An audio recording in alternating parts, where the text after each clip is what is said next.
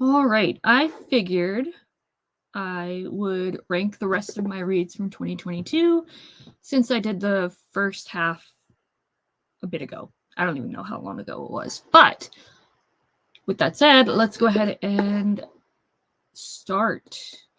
So, it's the same tiers as last time. Mind blowing is obviously mind blowing.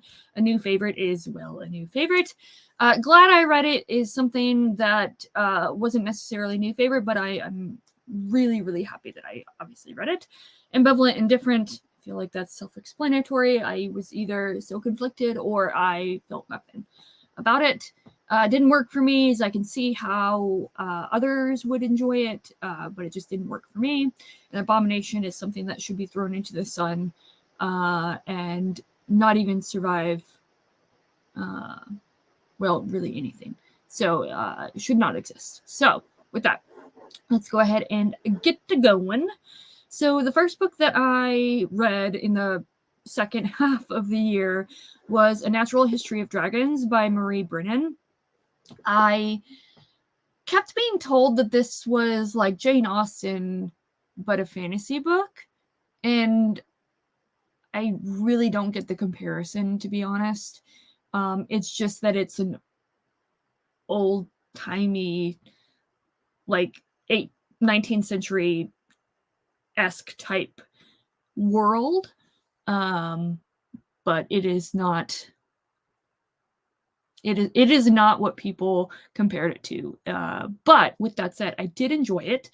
So, A Natural History of Dragons is the first book in the Memoirs of Lady Trent series by Marie Brennan, and this just follows Lady Trent as she recounts her life as a dragon naturalist in this world. And yeah, I mean, I said I was glad I read it, so I'm glad I read it. Excuse me. Yeah, the next book that I read after A Natural History of Dragons was another dragon book, and that is When Women Were Dragons by Kelly Barnhill. I read this soon after it came out. I think it came out at the end of June, or maybe it was maybe in May. But this was definitely one of those books that I read it it was the right book at the right time. Because when I read this, it was around the time when Roe versus Wade was being overturned in the US. So my feminine rage was at peak level. So this book really kind of reflected that in a way. And not to say that I wouldn't have enjoyed it if it hadn't have been for the cultural situations going on at the time and continue to go on to, let's be honest. But I think that just really it added another layer to my reading experience with this work. So anyways, what this is about though is it's about a world in the 50s where women spontaneously turn into dragons, and it is also a coming of age story because you get this world through the perspective of this young woman, and you learn about what the dragons mean, why people are fearful of these dragons, of women turning into dragons. And it's just I thought it was such a necessary story, and really reinforcing. And also, on top of that, it's a coming of age story that centers on and around a girl. I don't. I genuinely cannot think of any other coming of age story that centers on a girl. That's not obviously like a middle grade or a young adult book or something like that. I feel like a lot of the coming of age stories center male characters, and it was just also really nice and refreshing to read a coming of age story that centered on a young woman. So, anywho, I am very glad I read it. I liked it a little bit more than A Natural History of Dragons. So, yeah, there you go. The next book that I read was My Beautiful Life by KJ Parker. This is actually a novella, and if you have read anything by KJ Parker, you will know that he has a very distinct writing style and storytelling, like formula, I guess you could call it. So if you read a lot of KJ Parker back to back to back or in a given time, you're probably not going to enjoy much, if any of them, because they are a bit formulaic in how he tells a story, and it's just a difference of, excuse me, coffee, difference of characters and the thematic focus. So, Jimmy, if you watch this, it's like the hammer versus the screwdriver or whatever. Anyways, joking aside, My Beautiful Life is a novella that follows a man through his life from obscurity and really nothing to like the highest echelon of society, of his society. And I really, really enjoyed it. It's definitely, it was one of my favorite novel. Actually, it was my first non like it was my first work by KJ Parker that wasn't in a collection, because at the time, and I will get to this one later, I was also simultaneously reading very slowly the Academic Exercises collection. So I had already had like exposure to KJ Parker and his storytelling by the time I even started this, let alone finished it. So I could see kind of those formulas at play. And I think I was able to appreciate it a lot more because I had that exposure. But yeah, so I'm definitely glad I read it. Yeah, I'd put it there between between the Dragon books. So the next book that I read was an e-arc of The Art of Prophecy by Wesley Chu. I can't say that I was super excited about this book. Obviously, I requested it because I was interested in it. But I was just interested to see what Wesley Chu would write in a fantasy world. You know, it was pitched as, I'm gonna butcher this, wuxia fantasy, and I was interested to see what that meant and if I would enjoy it. This book is split into, I think it's 3 parts, maybe 4. I don't recall exactly, but the first part is basically what the blurb summary is, which is a young man is identified and raised as the chosen one in his world. And so he knows he's the chosen one. Everyone knows he's the chosen one. And the way that he is raised, he's basically spoiled. And his who becomes his mentor comes into play and just starts training him and basically kind of beats the spoiledness out of him in a way. And I really liked that first part, where it is the perspective of that chosen one character as well as his mentor. There are other additional perspectives outside of those 2 characters, and once we got outside of that first part and outside of those 2 perspectives, when Wesley Chu tried to expand the world and expand the perspectives, that's when it started to get really, really rocky, and my frustrations with it just started to occur. It's, yeah, if we had just stayed with the perspective of the chosen one and his mentor, that would have been, I think it would have worked so much better for me, because that first part was 5 stars easily. And again, once it was expanded, I did not enjoy it at all. But it's not quite an abomination, so I will just say that it did not work for me because of my frustrations with the majority of the book. So, all right. The next book that I read was The Complete Stories of Zora Neale Hurston, and yeah, that's easily a new favorite. A lot of the stories that were in The Complete Stories were actually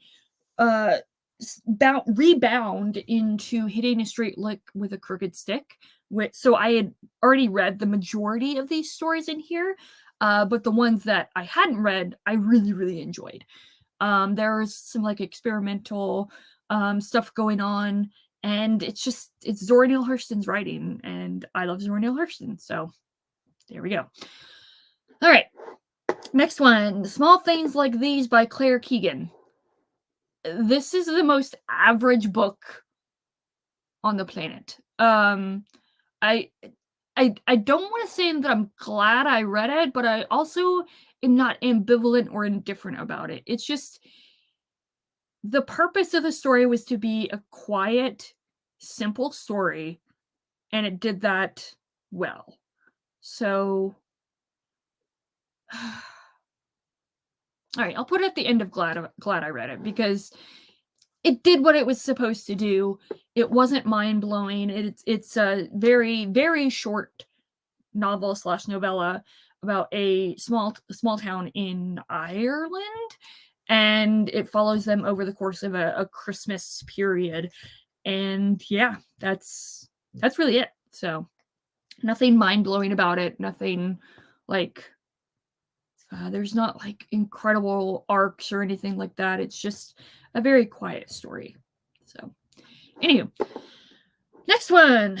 I read Lapvona by Ottessa Moshfegh, and I had only read My Year of Rest and Relaxation previously by Ottessa Moshfegh, so I was excited to not only read more Moshfegh, but also the premise of this. I'm just like pre-order immediately. So I got it as soon as it came out. This is a fictional, well, obviously it's a fictional, but it is a novel about a fictional medieval town in a fictional, like European-esque type area. And it just follows this village as it goes through over the course of about a year, a little over a year. And it follows all these characters. All the characters are despicable. No one is redeemable. They're all disgusting.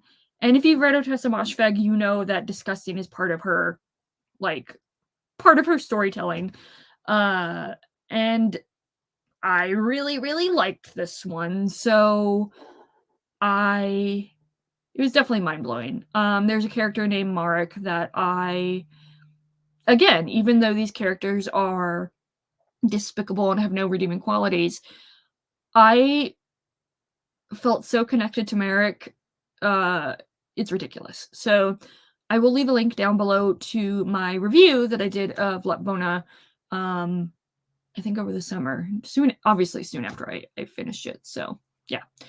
I reread Persuasion again, because I read this every single year. So obviously it is mind-blowing. I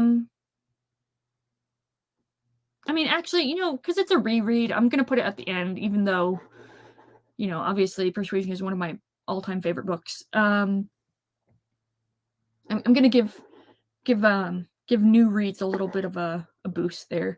So, anywho, Persuasion, yes, it is the last published or last written novel by Jane Austen, published about a few months to a year after she passed away in 1817. And it is about Anne Elliot, and it's a second chance romance, and it is fantastic and wonderful, and I love it, obviously. But, okay. I next read my first John Williams book ever, and that was Butcher's Crossing. This is a Western, and I had never read a Western before, and I am pretty sure John Williams ruined Westerns for me, because this is what I expect a Western to be going forward. Excuse me, coffee. So Butcher's Crossing is about a young man named Will Andrews, and he goes out to the west to go on a buffalo hunt from college. From university on the East Coast, I think it was. And yeah, it's truly just an exploration of this buffalo hunt, but there's just so the imagery is incredibly beautiful but graphic, and oh god, John Williams's prose is truly gorgeous, and I still think about a couple of scenes from this book. But anyways, so apart from the beautiful prose, it's also he it's really interesting. I think, again, for me, having very limited experience with westerns, take this opinion with a grain of salt, but it feels like Williams is simultaneously paying homage to, while flipping the western genre on its head. And on top of that, he is flipping he's flipping this romantic oh god, the romantic quality of the West. He's challenging that as well. Um because as part of the story, the main character of Will Andrews is so influenced by uh oh god, I always forget if it's Thoreau or Emerson. I think it's Thoreau. Um Thoreau's Walden, and it's a thematic challenge to that, and it's just really really good. Um Again, this was my first John Williams. I absolutely loved his prose. It's a short novel, but it took me a while to get through it because of not necessarily the density of the prose, but just the beauty of it. I just really felt so consumed by everything.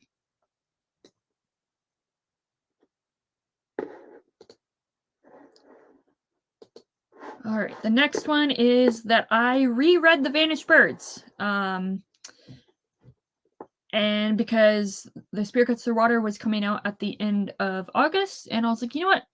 I want to reread The Vanished Birds, even though I first read it in February.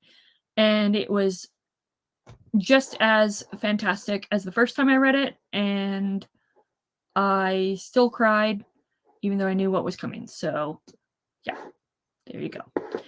Maria Maria, which is a short story collection by Maritza K. Rubio.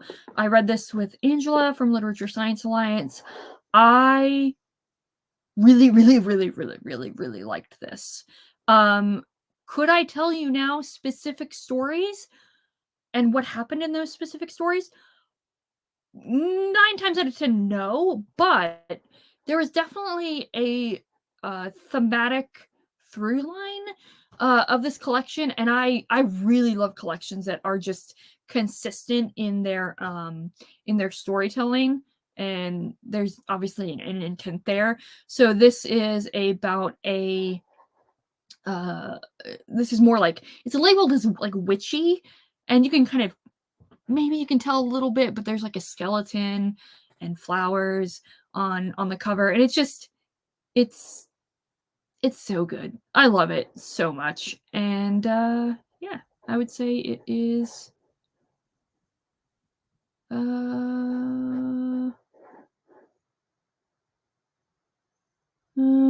yeah, I put it there. Okay. I rewrite Emma. I Before this, I had first and last read Emma in college, and it was my least favorite Jane Austen because I hated Emma as a character. I thought she was spoiled little rich girl. And then I saw the Autumn de Wilde adaptation of Emma, and it made me like rethink my perspective of Emma. Excuse me. Oh gosh. Yet I still drink more coffee. But yeah, anyways, it made me rethink Emma as a novel and then as a character herself. So I reread it and I loved it so much. Like so much. The I mean, it's Emma. If you've seen Clueless, basically you know what Emma's about. So, I'll put it over here just because it was a reread and like my perspective of it changed so much. It was holy crap. Yeah. So the next one that I read was The Golden Fool, which is the second book in the Tawny Mane trilogy. And initially when I finished it, I was like, this is the most middle book of middle books. It's ridiculous. But I really, really enjoyed it. I would put it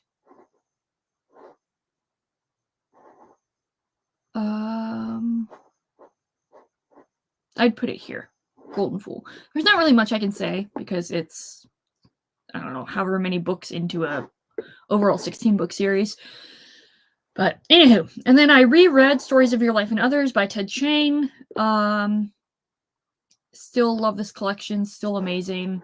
Even though it is a reread, I'm gonna still put it there. So yeah. Sword of Kaigan by M.L. Wang. I don't understand this book. Like, I don't understand the appeal of it. And the hype that it gets. It's way overhyped in my opinion.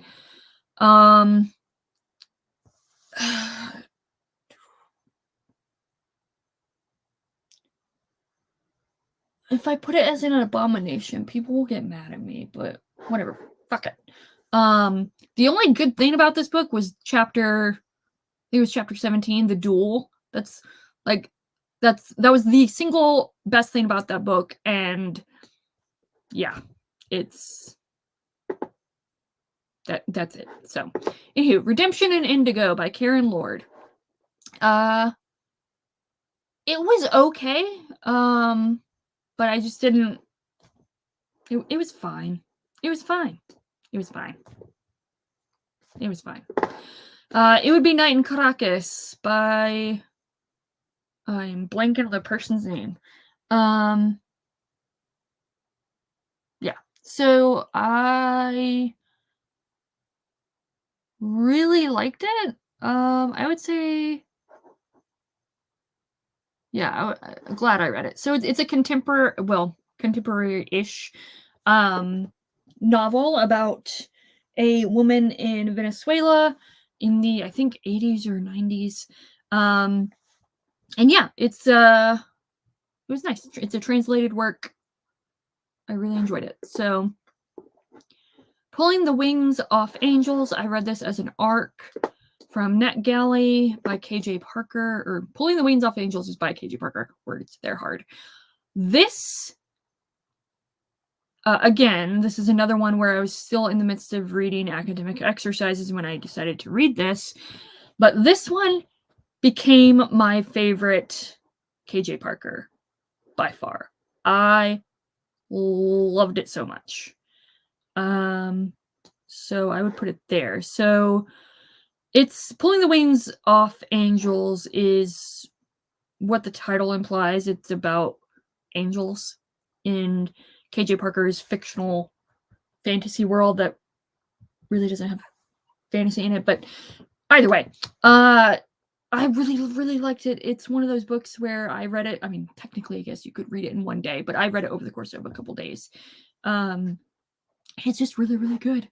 It's just a really, really great thematic exploration of kind of the absolutism of divinity, and I'm really into that type of stuff. So yeah. And then I reread The Spear Cuts Through Water when it was released. I did read the ARC, and that was on the first half of this tier ranking before the first half of the year. And then I reread it when it came out at the end of August / early September. And even though I just read it like 2 months before, I still freaking loved it. Oh my god, I love it. Come on. I like it's such a good book. Like, oh my god, it's such a good book. Anywho, all right. I next read Horse Girls. It is a collection of essays by various writers, including one by Carmen Maria Machado. And it's nonfiction, obviously essays about being a horse girl, what that means, really challenges of that phrase and the stereotypes with it. And I really, really, really loved it. Like, I read it with my barn book club, and we all loved it. It was great. So I would put it up here. Yeah. And I would say it's mind-blowing mainly because I didn't expect to love it as much as I did. And it's obviously very, very specific in its target audience. So if you're not a horse girl, you probably won't like it. But all right, the next book that I read was Fool's Fate, which is the last book in the Tawny Man trilogy. So when I initially read this, I loved it until the last like 150, 200 pages. And then I was so mad, not because of what happened, but because of the way that it was portrayed. I just was so frustrated. But in hindsight, now that I've read other books, I get it. So, like, I understand. I get it. So, I'm going to put it as a new favorite at the very top there. So, this was originally supposed to be the end of the entire Realm of the Elderlings, but obviously there's continuation. So, it was just so good.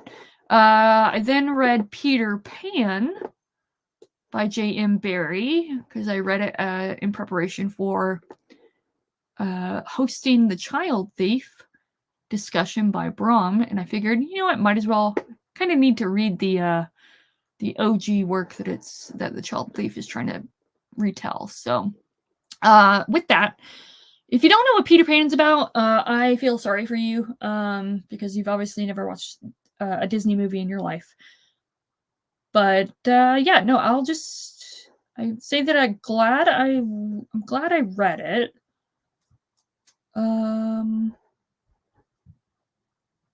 Yeah, I would put it there.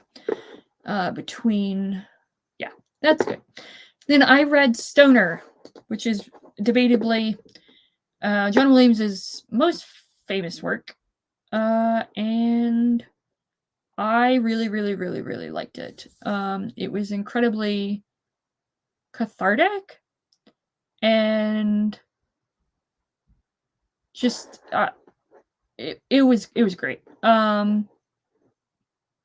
I would put it, yeah, new favorite, or at the end of mind blowing. I'm not sure. I might go back and fix stuff. But Academic Exercises by KJ Parker. I finally finished this collection, and I really, really liked it. I will put that as a new favorite as well. My favorite story out of that collection is called The Sun and I, and it's just so good. And then read Lonely Castle in the Mirror by Mizuki Tojiro. I don't remember the name of the author. Yeah, so I was kind of prepped that this was going to be a more middle grade young adult type book. So I kind of reset my expectations a little bit. And I was still surprised with this. I know that a lot of people say that, oh yeah, we can see the ending a mile away, but I really didn't. And even when I started to pick up on some things, I still really, really enjoyed this. And it's a really nice,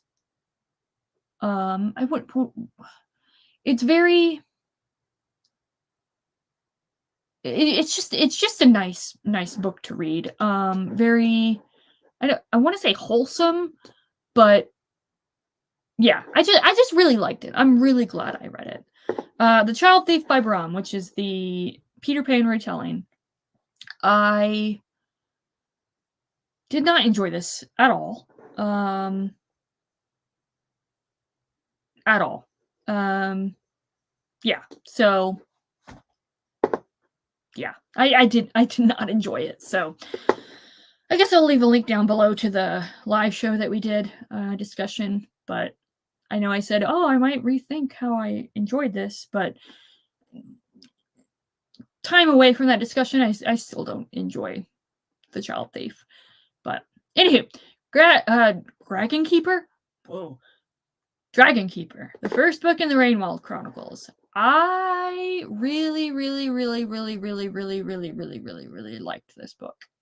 I don't understand the crap the Rainwald Chronicles gets because it was great. Yeah, it follows a whole new set of characters in obviously the Rainwilds, so there you go. The Horsewoman by James Patterson. I read this. This was for another book for our Barn Book Club, and I didn't like it at all. It was really bad. It was so bad. Oops, sorry. Augustus by John Williams. This is my favorite Augustus. It's great. It's awesome. It's fantastic. Okay,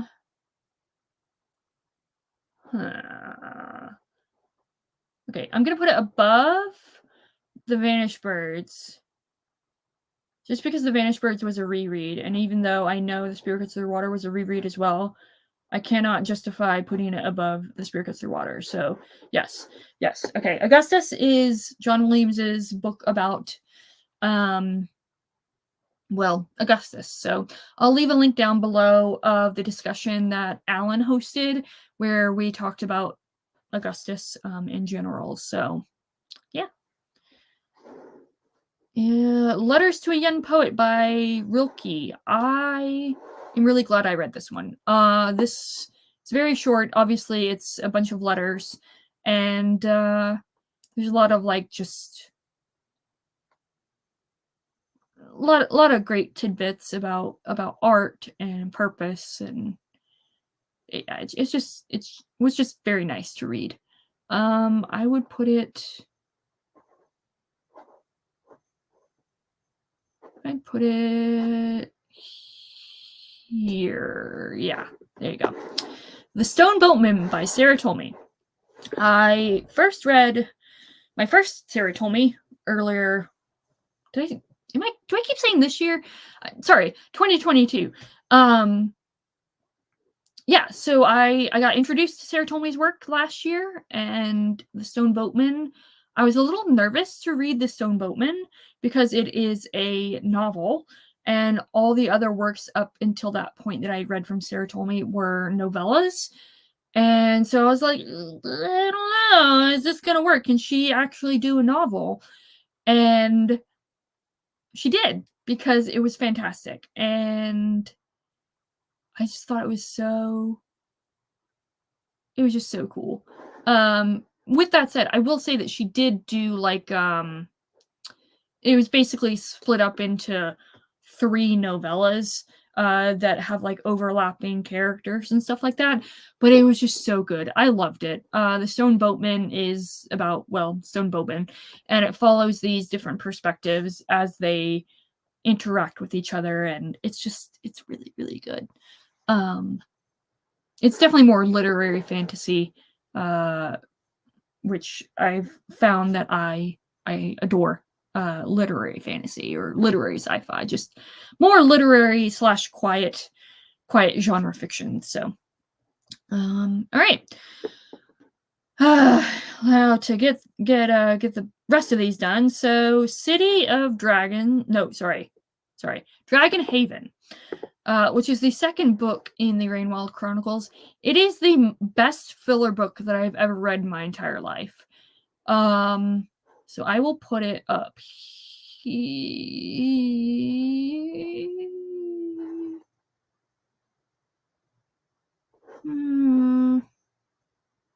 Yeah, I'll put it right there. Dragon Haven is, again, the best filler book that I've ever read in my entire life. But everything. It's a filler book, but everything in it is necessary for the subsequent books to succeed, if that makes sense. But yeah, so then I read I immediately went into City of Dragons, which was very much a reminder that you're still reading a Robin Hobb, and it was absolutely fantastic. I will put it. I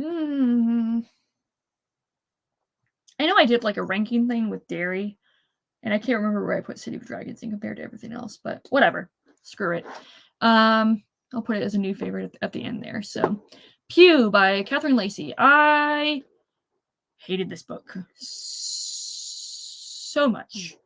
I will put it here. So Pew is about an unnamed character where you get the story from their perspective, but no one knows who this unnamed character is. Like, they don't know if the character is a girl or a boy, what their race is, what their gender is. Like, know nothing about it. They just put themselves onto in their perspectives of who this character is, and they just make whoever they want out of this character. So like, one person can see the character as white, the other person can say no, they're definitely like Hispanic or whatever, or black, or I see that's a girl, no, that's a boy, or whatever.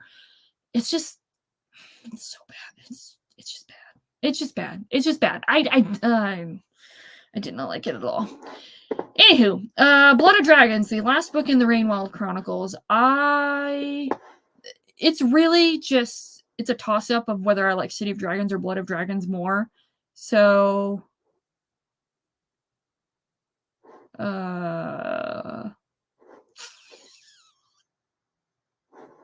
yeah. Yeah, it's really just a toss-up. So, Blood Dragons is great. Again, I don't understand the crap that the Rainwild Chronicles gets because it was fantastic. Heart of the Sun Warrior by Sue Lynn Tan. I finished out the duology because I wanted to finish out the duology, but it was fine. It was fine. I guess it was fine. But yeah, it was fine. It was fine. It was fine. Homesick for Another World.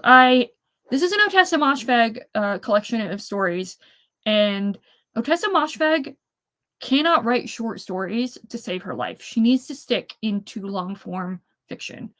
This is a genuine abomination. It made me so angry. I hated it so much. So there you go. Cloven Hooves by Megan Lindholm, aka Robin Hobb. I mean, I was surprised because one, it's not a Realm of the Elderlings book, and I shouldn't say surprised. I was hesitant, not even hesitant. I tried to temper my expectations with this one because it's not a Realm of the Elderlings book, even though obviously it's the same author. But I was still so surprised when I got to it. It is genuinely beautiful. And no, my love for this book is not just because the main character's name is Evelyn. That's just a very small part of it. But I really, really loved this book. I would put it here. Yeah, I'd put it here. Cloven Hooves. There. All right. And then the last Realm of the Elderlings book that I read in 2022 was Fool's Assassin, which is the first book in the Fitz and the Fool trilogy. And I absolutely adored this book. Like, holy crap, I loved this book. It is like, I didn't realize, and I didn't know, and I don't know how she did it, but she was able to make a storyline not only continue on from what seemed like a very natural and wrapped up end, but still make it everything that came before so integral. Like, she didn't retcon anything, and she built on it, and it was just, it's so good. It is so good. Oh, Fool's Assassin was so good. And I thought that was going to be my favorite book of all of the Realm of the Elderlings. And then, spoiler alert, I finished out the trilogy in the series in January, and oh god, yeah, it's so good. Holy crap. Anyways, Salt Slow, a short story collection by Julia Armfield.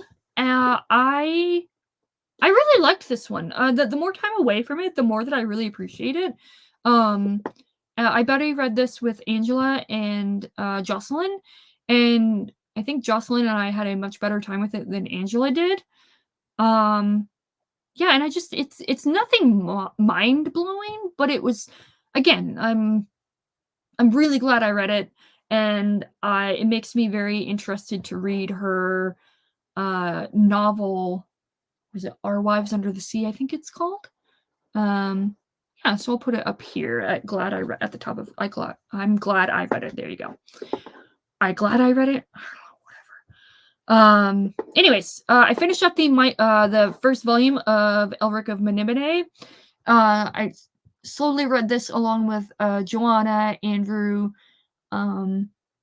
Sarah, Liam. Well, Liam kind of read it with us, and some other folks. And I'll definitely leave a link down below to both of the discussion videos that we did. We did a discussion of the first volume, which was, or not the first book in the first volume, which was Elric of Menibene, and then we did a discussion of books 2 through 4 of that was the rest of the volume.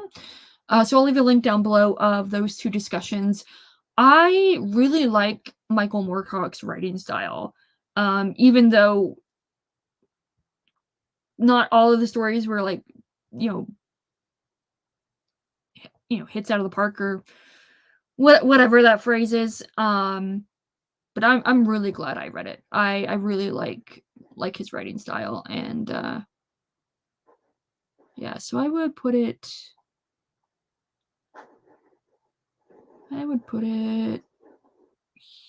here. Yeah, I'd put it there. All right, and then the last book that I read in 2022 was a reread of Wuthering Heights. Another one of my favorite books of all time, along with Persuasion and Frankenstein. So obviously, I'm going to love it.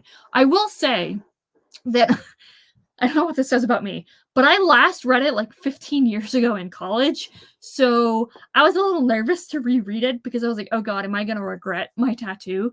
Thank god I did not. So I'm just going to put it onto mind blowing again because I have no regrets of my tattoo. So yay. So yeah, so that's my tier ranking of the last half of 2022. I think there's one that I potentially missed, which was, hold on, I'm looking at my list. Oh,